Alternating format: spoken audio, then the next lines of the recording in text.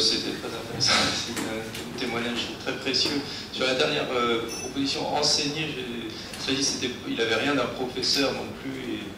Et ce qui est intéressant, c'est justement, enfin, dans le fond, c'est quelqu'un qui a quand même souffert toute sa vie, et même s'il est plus assagi dans ces dernières années, c'est la réalité fondamentale. Enfin, son problème à lui, c'était comment vivre, comment supporter chaque jour, etc.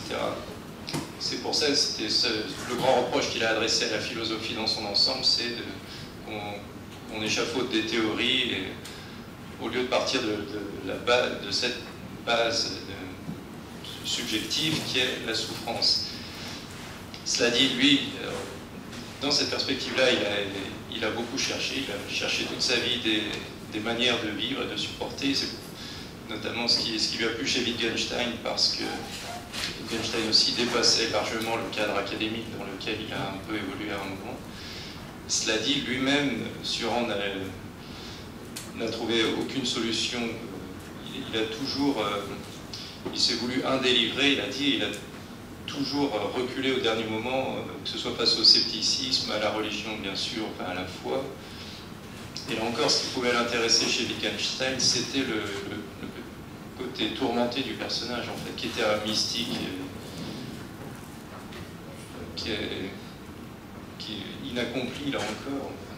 Oui, à propos de Wittgenstein, non, alors bien sûr tout ce que vous venez de dire vaut, mais je crois qu'il y avait autre chose, c'est-à-dire que Wittgenstein, c'est quelqu'un qui a fait de son malaise, il en a fait quelque chose de positif. Et je crois que c'était ça que Suran admirait, et c'est ça qui est admirable. Parce qu'en fait, la dernière phrase, quand Wittgenstein est mort, la dernière phrase qu'il a dite est extraordinaire. Il est mort d'un cancer à 62 ans, et la dernière phrase qu'il a eue, c'est, il s'est redressé sur son lit, et il a dit « Allez donc leur dire que pour moi cette vie fut merveilleuse. Allez donc leur dire que pour moi cette vie fut merveilleuse. » Alors qu'il a eu une vie effectivement difficile, mais c'était l'idée de faire de cette difficulté comment dirais-je, c'est un héroïsme, ça. C'est-à-dire qu'il y a de l'héroïsme à ne pas se complaire dans la douleur, et à faire de cette douleur une noblesse. C'est-à-dire que chez Wittgenstein, comment dirais-je, faire surgir une image de saint. Et je crois que c'est ça quand même que Suran n'y est pas arrivé. Mais parce que pour arriver à ça, c'est le travail suprême. C'est-à-dire, moi, je mets Wittgenstein au-dessus de Suran, au sens où, même en ce qui concerne l'œuvre, à tous les points de vue, Wittgenstein est un très grand styliste de l'allemand, mais un styliste dans un certain registre. C'est un très grand penseur, et c'est un penseur qui, s'il n'a publié qu'un livre de son vivant, c'est parce qu'ils estimaient que ces autres livres n'étaient pas accomplis. Et n'importe qui travaille dans ce domaine ne peut qu'être... il y a très peu de livres qui sont accomplis de ce point de vue-là dans le domaine de la pensée. Et il y avait chez Wittgenstein cette figure, c'est-à-dire qu'il s'est transcendé dans une figure, et la souffrance, personnellement, bien sûr qu'elle existe, mais moi je suis plus sensible à la transcendance positive qu'à la douleur, en fait. Non, je pense que c'est... non, je tiens au mot de beauté, parce que beauté, ça veut dire que ça...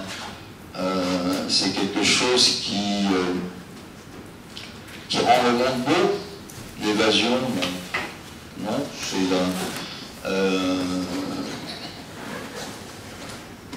pense que c'est là où on trouve, c'est là où il y a un parallèle aussi avec Suran d'ailleurs, parce qu'effectivement, Suran, il y avait l'acharnement, écrire comme Suran l'a fait, c'est du travail, c'est un travail du matin au soir, parce que il y a une célèbre phrase, je rêve d'un monde où l'on mourrait pour une virgule. Je rêve d'un monde où l'on mourrait pour une virgule. Ben oui, il faut mourir pour des virgules, pour avoir la beauté. Ça veut dire que c'est un travail absolument, un travail de fou. Et donc, c'est ça qui... c'est pas de l'évasion, ça. C'est de la création de beauté, c'est enrichir le monde. Et c'est de la générosité. Et je crois que Wittgenstein... Alors pourquoi Suran était... quand je mets en avant Wittgenstein, c'est pas pour rabaisser Suran. C'est pour dire simplement qu'il y a des degrés dans l'élévation, et lui-même, Suran en était conscient, puisque à l'époque aussi, quand je l'ai connu, je pensais écrire un livre sur Wittgenstein. Et c'est Suran qui m'a dit, il faut que vous fassiez le livre sur Wittgenstein comme les vies des saints, comme on rédigeait les vies des saints au XIXe siècle. Il y avait ces livres qui étaient beaucoup lus dans les écoles religieuses, c'était la vie du père de Foucault, la vie de... etc. etc. Et c'est vrai que c'est une vie du même ordre. Et ça, c'est une vie supérieure, et il n'y a pas d'évasion là-dedans. C'est de la positivité, l'héroïsme de la positivité. Anem acabant. També és cert que Ciudad li agrada molt arreglar les canonades i les portes de la cadira i que ho deixava tot així encintat i malament no li critiqués, sinó que alguna tècnica devia fer servir. Bé, gràcies doncs a en Patrice Baudon i a Nicolás Cavallers per la presència aquí, per aquest petit acte d'homenatge als 100 anys de Xeran, també de part de la Central. Gràcies per haver vingut i fins un altre dia.